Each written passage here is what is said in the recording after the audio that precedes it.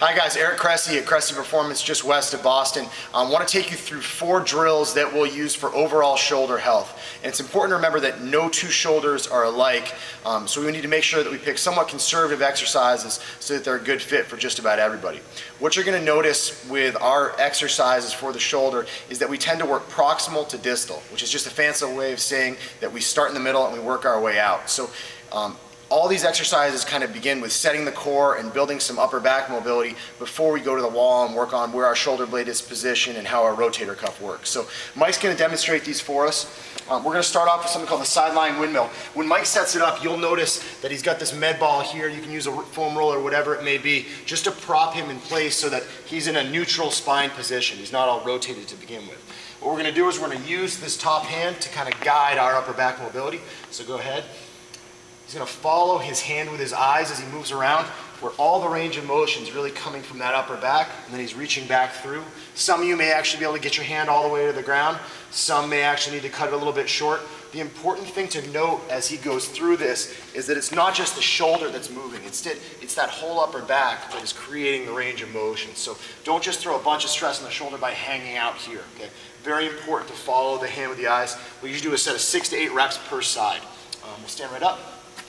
So that's a sideline windmill. When we go up to the wall, we're going to do something called a back to wall shoulder flexion. And I like this because it forces you to set your core in the right position before you learn to go overhead. This is also a great exercise that you can use as somewhat of a clearing test to make sure that you're fundamentally able to overhead press in a safe way. So first thing Mike's going to do is set his feet up about 6 inches away from the wall and get right in here and flatten his back out. Okay? After he's flattened out the back, he's going to try to get the head to the wall while making a double chin. So he's pretty much a straight line from his hips all the way up to his head. What we're going to do from here is he's going to gradually start going up with his hands, noticing how he's staying out in front, not deviating to the side too much. What we're going to do is we're going to take our thumbs to the wall, and then we're going to exhale and let our ribs kind of come down a little bit. Okay? So this is a back to wall shoulder flexion, staying flat here, getting to the wall. What you're going to notice is some of you may be really tight here, or you may have posture that sets you here. There are a couple things that you can do to work around that. One, you can walk the feet a little bit further to make it easier for you to kind of create that flat back posture. So, and the second one is if you just find yourself getting a little bit locked here, you can kind of make it a little bit easier for yourself just by bending your elbows to get your thumbs to the wall. And then over time, we'll gradually work to the point where we can do it with a straight arm. What's very, very important though is that if you wind up having any neck pain, you have any pinching in the front, things like that, don't plow through it. Work within the comfortable range of motion that you have. Okay, so that's back to wall shoulder flexion. Usually do it for a set of 6 to 8. Okay, face towards the wall. Okay, you notice Mike's in a staggered stance. We like to go right leg forward. He's in what we call a neutral spine position. He's not in a big forward head posture. It's a nice straight line from the hips all the way up to the head. He's got a little double chin going here. We're not too arched in our lower back. What we're going to do is we're going to come up to a 135-degree angle with our arms. So as he comes up,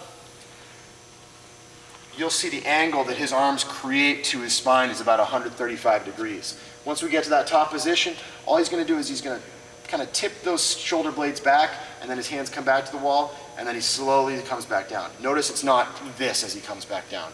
He maintains good posture, comes up, leads with the thumbs, and lifts off with the shoulder blades. He's not just pulling through the arms. Instead, it's the scapula, the shoulder blades that are moving on a fixed rib cage and spine. Okay, so that's forearm wall slides at 135 degrees. We do that again for a set of 6 to 8. This is all part of our warm-up. Last one is a low-level cuff activation. We call it external rotations to wall. This is great because it doesn't require a band, doesn't require a cable column, anything like that. And it's a good way to monitor your feedback on a fixed core. So what we're going to do is we're going to set up just like we were doing the back to wall shoulder flexion, but what we're going to have Mike do is kind of line up about 15 degrees off the wall. So he's a straight line, head to hips, neutral spine, good rib cage positioning, good scapular positioning. From there, he's going to take his non-working hand and he's going to place it right at the front of the shoulder. Okay? He's not pushing that shoulder back. Instead, all he's doing is monitoring where that ball is in the socket. And what he's going to do is he's going to slowly externally rotate back and try to touch his hand to the wall. Okay? And not everybody will be able to get all the way back, and you'll notice he needs to bend his wrist a little bit to get there.